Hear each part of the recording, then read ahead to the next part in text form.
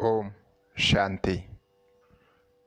మనం ఇప్పుడు ఒక క్షణం యొక్క పవర్ ఏమిటి, ఒక క్షణం మన జీవితంలో ప్రాణం పోస్తుంది, ప్రాణం తీస్తుంది, అది ఏ విధంగా జరుగుతుంది, ఒక్క క్షణం యొక్క పవర్ ఎలా ఉంటుంది అనేది మనం డీప్గా వెళ్ళి క్షణం యొక్క విలువని మన కళ్ళ ముందు కనపడే విధంగా కొంచెం చర్చించుకుందాం.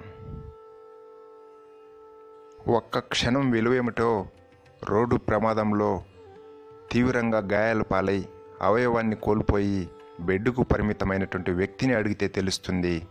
ఒక్క క్షణం విలువేమిటో క్షణిక ఆవేశంలో హత్యలు చేసి జీవితకాలం జైల్లో మగ్గుతున్న వాళ్ళని అడిగితే తెలుస్తుంది.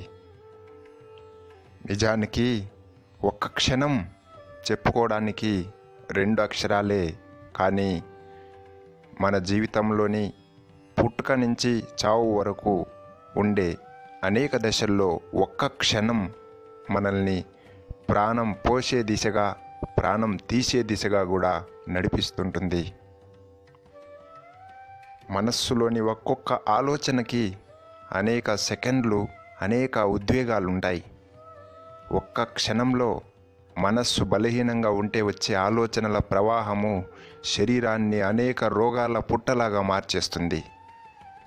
అదేవిధంగా మనస్సులో పాజిటివ్ ఎనర్జీ స్టాక్ గనక ఉన్నట్లయితే ఆ ఒక్క క్షణం జీవితాన్ని అనేక పరిస్థితుల నుంచి రక్షించి కాపాడి మనల్ని విజయ తీరాలకు చేర్చగలుగుతుంది.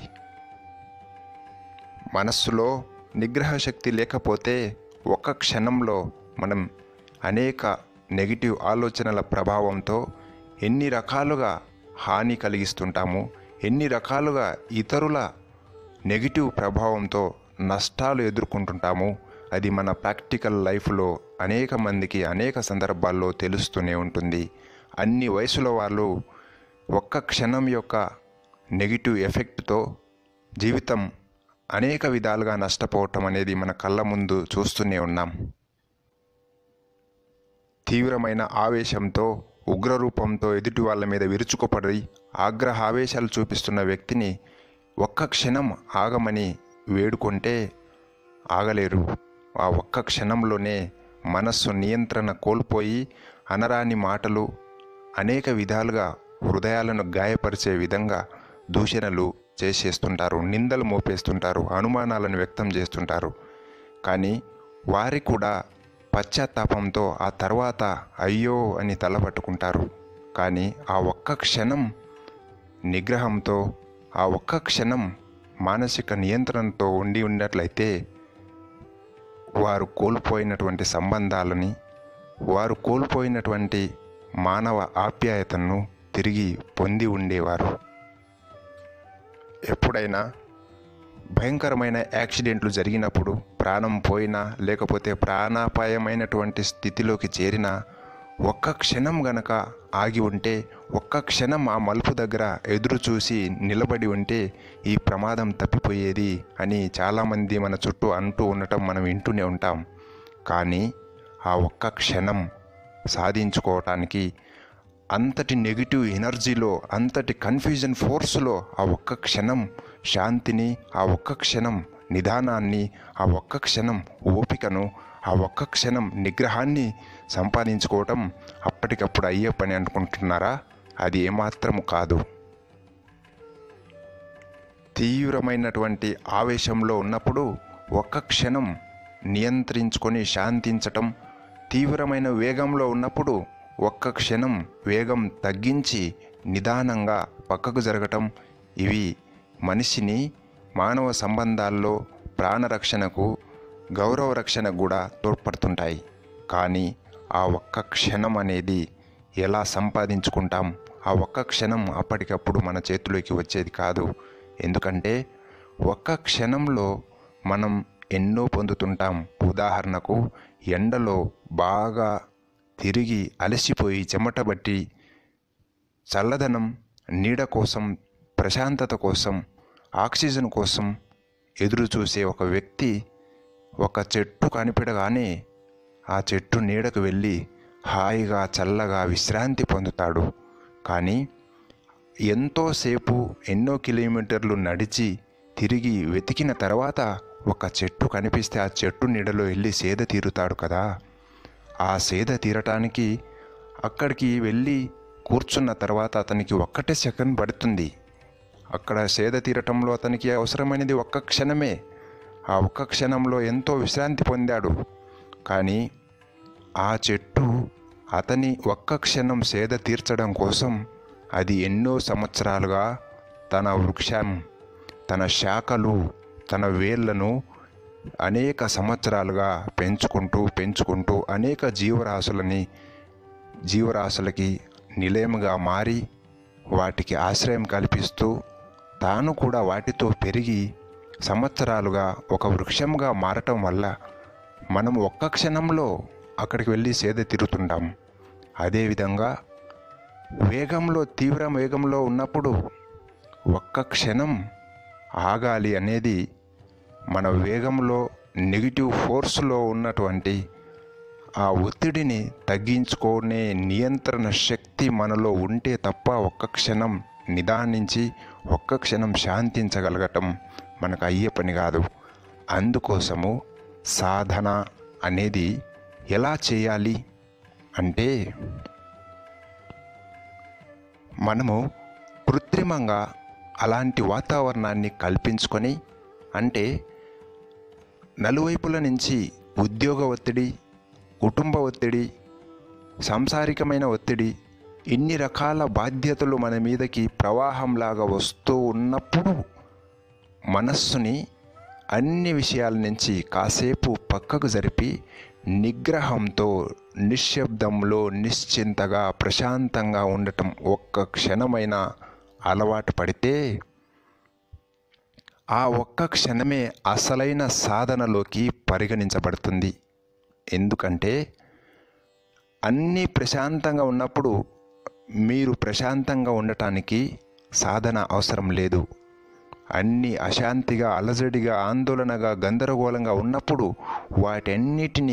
వాటన్నిటి నుంచి వస్తున్న నెగిటివ్ ఫోర్స్ని మనస్సు మీద, బ్రెయిన్ మీదకి రాకుండా, అవి మనస్సును, మెదడులో ఉన్న స్థిరత్వాన్ని చెడగొట్టకుండా కాపాడుకొని మీలోని పాజిటివ్ ఎనర్జీని, మీ ఆత్మశక్తిలో ఉన్నటువంటి పాజిటివ్ తరంగాలను బ్రెయిన్ మీదకి పంపించి ఆ బ్రెయిన్లో ఉన్న నాడుల ద్వారా శరీరంలోని అవయవాల్లో నియంత్రణ శక్తిని ప్రయోగించి నిగ్రహాన్ని ప్రత్యక్షం చేసుకోవటమే అసలైన నియంత్రణ, అసలైన సాధన అనబడుతుంది. ఒక కేసులో ఆస్తి గొడవలు, కుటుంబ తగాదాలు, ఆదాయ పంపిణీల కుటుంబ కలహాల్లో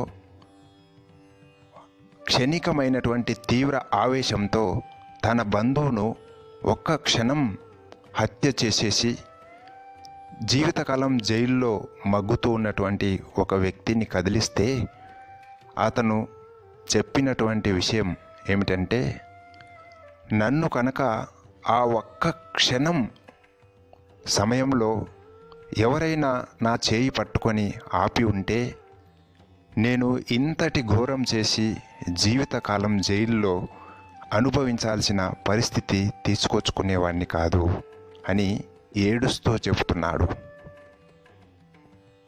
కానీ ఆ ఒక్క క్షణం అతని చేతిలోకి సొంతం అవ్వాలి, ఆ ఒక్క క్షణం అతనిలో ఆ పాజిటివ్ ఎనర్జీ ఉండాలి అంటే అతను అంతకంటే ముందు ఎప్పుడైనా ఆ పాజిటివ్ ఎనర్జీని మనస్సులో, బ్రెయిన్లో అనుభూతి చేసి ఆ అనుభూతినే తన యొక్క పాజిటివ్ ప్రాపర్టీగా మనస్సులో ఎక్స్పీరియన్స్ రూపంలో దాచిపెట్టుకొని ఉంటే తిరిగి ఇలాంటి నెగిటివ్ పరిస్థితులు, నెగిటివ్ సందర్భాలు దాడి చేసినప్పుడు మన మనస్సు ఆ మూలలో ఉన్నటువంటి కొన్ని క్షణాల పాజిటివ్ ఎనర్జీని ముందుకు తీసుకొచ్చి బ్రెయిన్ మీదకి ఆ పాజిటివ్ వైబ్రేషన్స్ని పంపించి ఆ పాజిటివ్ వైబ్రేషన్స్ నాడులలో, రక్త ప్రవాహంలో చేరుకొని ఇంద్రియాల్లో నిగ్రహ శక్తి తీసుకురావటం వల్ల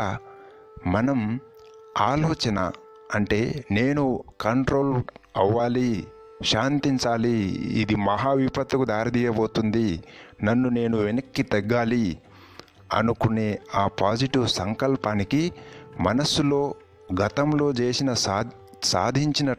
గతంలో సాధన చేసినటువంటి ఒక పాజిటివ్ ఎనర్జీ యొక్క స్టాకు మనస్సులో బ్రెయిన్లో ఉంటే ఆ పరిస్థితిలో సరిగ్గా అది ఎనర్జీ రూపంలోకి రిలీజ్ అయ్యి మనల్ని ఆ పరిస్థితి నుంచి బయటపడేస్తుంది.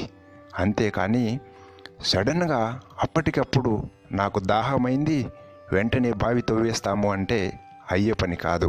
కాబట్టి ముందుగానే ఎలాగైతే వానాకాలం రాబోతుంటే ముందుగానే మనం అన్ని రకాలుగా వాటర్ లీకేజ్ కోసం ఎలాంటి అవకాశం లేకుండా ఇంటిని రిపేర్ చేసి పెడతామో, అన్ని వస్తువులని శుభ్రం చేసి ఎండకు పెట్టి భద్రపరుస్తామో, వేడి ఎండ సూర్యరశ్మి తగిలి వస్తువులు పదార్థాలు పురుగులు చెదలు లేకుండా తయారు చేసి భద్రంగా పెట్టిన తర్వాత వర్షాకాలం ఎంత జరిగినా ఎలాంటి ప్రభావం లేకుండా వాటిని ముందుగా సంరక్షించి పెడతాము. అదేవిధంగా పరిస్థితులు లేకపోతే విఘ్నాలు ఆటంకాల వర్షం కురుస్తున్న సమయంలో మనం అప్పటికప్పుడు ఆ వర్షం నుంచి కాపాడుకోవటానికి అటు ఇటు పరిష్కారాల కోసం, అంటే సమస్య నెగిటివ్ ఎనర్జీ మన మీదకి ఫోర్స్ లాగా, ఆ నెగిటివ్ ఎనర్జీ ఎలాగంటే ఆవేశం రూపంలో, ద్వేషం రూపంలో, ఆగ్రహం రూపంలో, ఉక్రోషం రూపంలో, ఇలా ఎన్ని రకాల నెగిటివ్ ఫోర్స్ మనలోకి తీవ్రమైనటువంటి దశలో బ్రెయిన్ మీద అటాక్ చేస్తూ ఉంటే ఆ సమయంలో మన ఆత్మ లోపల మనస్సు ఉంటుంది. మనస్సులో మనం అంతకు ముందు చేసిన సాధన యొక్క క్షణాలు ఎన్నున్నాయో అది మనస్సులో రికార్డ్ అయి ఉంటుంది. మన మనస్సులో మనస్సు అంటే సబ్కాన్షియస్ మైండ్లో పాజిటివ్ ఎనర్జీని మనం ఎంత స్టాక్ చేసి పెడతామో అన్ని పాజిటివ్ క్షణాలలో మనల్ని మనం కాపాడుకునే అవకాశం ఉంటుంది. నెగిటివ్ క్షణాలను పాజిటివ్ క్షణాలు న్యూట్రలైజ్ చేసి మనల్ని ఆపదల నుంచి, విపత్తుల నుంచి బయటపడేస్తాయి.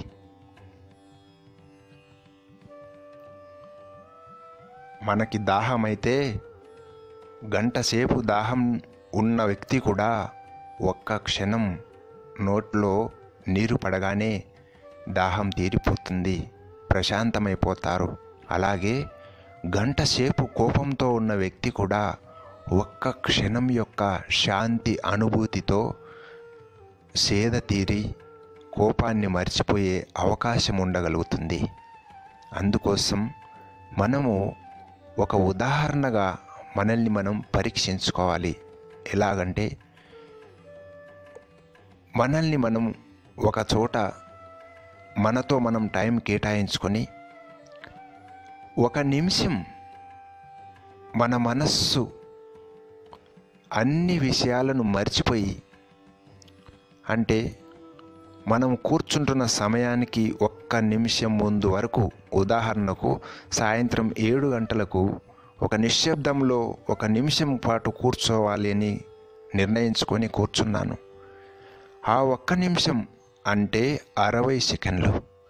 ఈ 60 సెకండ్లలో అంతకు ముందు, గంట ముందు, లేకపోతే ఒక్క నిమిషం ముందు వరకు నేను చేసిన పనులు ఏవి కూడా నాకు మనస్సును తొలచకుండా, లేకపోతే గంట తర్వాత నేను చేయబోయే పనులు ఏవి కూడా నాకు గుర్తు రాకుండా కేవలం విశ్రాంతి గురించిన ఆలోచనలు, కేవలం ప్రశాంతతను పెంచే ఆలోచనలు నాలో వచ్చినాయనుకోండి.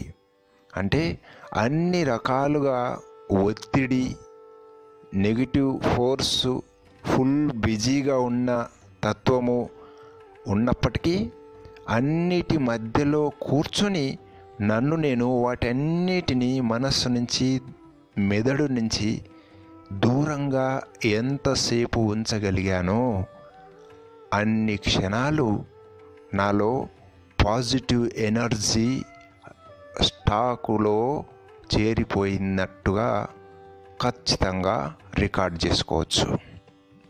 అంటే ఒక్క నిమిషంలో ఒక 30 సెకండ్లు, అంటే సగం సమయం ఎలాంటి ఒత్తిడి, దిగులు, చింత, గతం గురించి, భవిష్యత్తు గురించి, చేయబోయే పని గురించి, చేసిన పని గురించి, కళ్ళ ముందు ఉన్న వ్యక్తుల గురించి, గడిచిపోయిన సందర్భాల గురించి ఏవి గుర్తు రాకుండా మనస్సును పాజిటివ్ ఎనర్జీలో, అంటే ఒక మంచి విశ్రాంతి, ప్రశాంతత, నిశ్శబ్దం, నిశ్చింతత, నాకు నేనుగా హ్యాపీగా ఉన్నాను, నాకు నేనుగా కూల్గా ఉన్నాను, నాకు నేనుగా పీస్ఫుల్గా ఉన్నాను, నా మనస్సులో, మెదడులో, సోల్లో ఎలాంటి నెగిటివ్ ఫీలింగ్స్, ఎలాంటి నెగిటివ్ థాట్స్ లేవు అని మనస్సుని సర్ది చెప్పుకుంటూ ఎన్ని క్షణాలు ఉన్నామో ఆ క్షణాలే మన మనస్సులో ధ్యానం యొక్క అనుభూతి మనలో ఉన్నట్లుగా రికార్డ్ చేసుకోవచ్చు.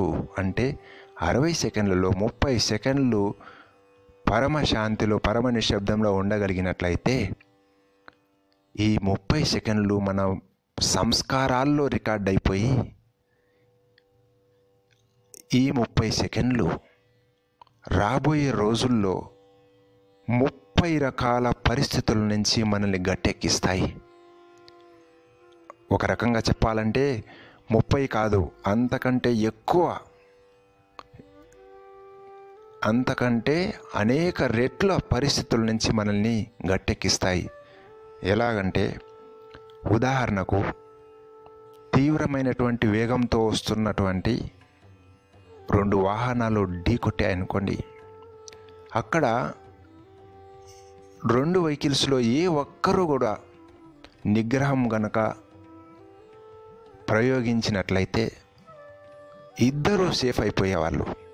కానీ ఇద్దరిలో ఆ వేగంలో, అలజడిలో, ఆందోళనలో ఉక్కిరిబిక్కిరి అయ్యి నెగిటివ్ ఫోర్స్ బ్రెయిన్ మీద దాడి చేయటం వల్ల కళ్ళు సరిగా గమనించలేక, చేతులు, కాళ్ళు బ్రేకులను సరిగ్గా అప్లై చేయలేకపోవటం వల్ల ఒక గందరగోళమైన పరిస్థితిలో యాక్సిడెంట్ జరిగిపోతుంది.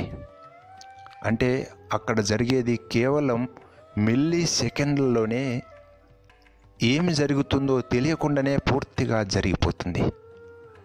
అలాంటి సమయంలో మనలో అప్పటికే స్టాకులో ఉన్నటువంటి, మనస్సులో ఉన్న స్టాకు పెట్టినటువంటి ఎక్స్పీరియన్స్ క్షణాలే అప్పుడు అవసరమైన సమయంలో బయటికి నిగ్రహ శక్తి రూపంలో బయటికి వస్తుంది. కనుక ఆ క్షణంలో ఏదో జరిగిపోయింది, ఆ ఒక్క క్షణం నియంత్రణలో ఉంటే బాగుండేది అని మనం ఆశిస్తాం. కానీ దానికోసం ముందస్తు ఏర్పాట్లు ఎంత చేశాం, ముందస్తు సాధన చేసి ఉంటే కదా అప్పుడు స్టాకులో ఉండి అది ప్రయోగించుకోవటానికి వీలయ్యేది. మనం బ్యాంకులో 1000 రూపాయలు డిపాజిట్ చేసి పెట్టి ఉంటే కదా మన దగ్గర డబ్బులు లేనప్పుడు వాటిని తీసి 10 రూపాయలు, 100 రూపాయలు అని ఒక్కొక్క పరిస్థితిలో, ఒక్కొక్క అవసరానికి వాడుకోగలుగుతాం కదా. మరి మనస్సులో, ఆత్మలో ఆ శాంతి క్షణాలు ఎన్ని సంపాదించి పెట్టారు? ప్రశాంతంగా, ఆనందంగా, ఆత్మానందంతో పరమాత్ముని మీద భారం వేసి నిశ్చింతగా, ధైర్యంగా ఉండగలిగే క్షణాలను ఎన్ని మనస్సుకి అనుభూతి చేయించి ఆత్మలో స్టాకు చేశారని, పరిస్థితుల్లో మీకు ఆ నిగ్రహ శక్తి బయటికి రావాలని ఆశిస్తున్నారు. అలా ఆశించాలి అంటే ఒక్కొక్క రూపాయిని మనం స్టాకు చేసుకున్న దాని నుంచి తీసి వాడుకుంటామో, అలాగే మనం శాంతి యొక్క, శక్తి యొక్క, ఆనందం యొక్క క్షణాలు మనస్సులో దాచిపెట్టుకొని ఉన్నట్లయితేనే మన సంస్కారాల్లో శాంతి, శక్తి, ఆనందం యొక్క అనుభూతులు స్టాక్గా ఉన్నట్లయితే పరిస్థితుల్లో తిరిగి ఆ అనుభూతి మీదకి మనస్సు, మెదడు వెళ్ళి ఆ వైబ్రేషన్స్ను తీసుకొని నిగ్రహ శక్తి రూపంలో ఒక్కొక్క క్షణం ఒక్కొక్క పరిస్థితి నుంచి మనల్ని కాపాడి మన జీవితంలో అన్ని సందర్భాల్లో ఆ శక్తి, పాజిటివ్ ఎనర్జీ, శాంతి రూపంలో, శక్తి రూపంలో, ఆనందం రూపంలో మనల్ని కాపాడి జీవితాన్ని విజయ తీరాలకు చేరుస్తాయి. అత్యంత కోపంతో, ఆవేశంతో ఒక క్షణంలో హత్య చేసిన వ్యక్తి కూడా తర్వాత పశ్చాత్తాపపడి నాకు ఆ ఒక్క క్షణం కోపం లేకపోయి ఉంటే నా జీవితం బాగుండేది అని ఉంటాడు. కానీ ఆ ఒక్క క్షణం, ఆ సమయంలో ఎక్కడి నుంచి వస్తుంది? ఎవరొచ్చి వాళ్ళ మనస్సులో దానం చేస్తారో ఆ శాంతి క్షణాలను? ఇది ఒకరి నుంచి ఒకరికి డబ్బుల రూపంలోనో వస్తువుల రూపంలోనో దానం చేసేది కాదు కదా.